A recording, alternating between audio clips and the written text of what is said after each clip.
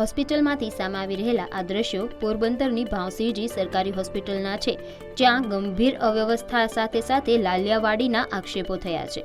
દર્દીઓનો આરોપ છે કે હોસ્પિટલમાં સારવાર આપવાના બદલે મેડિકલ સ્ટાફ ઊંઘમાં જ જોવા મળે છે અને સાથે ચોંકાવનારી વાત તો એ છે કે હોસ્પિટલના સ્ટાફે ડોક્ટરના ટેબલને જ બેડ બનાવી દીધો હોય તેમ ગમે ત્યાં સૂતા જોવા મળ્યા છે।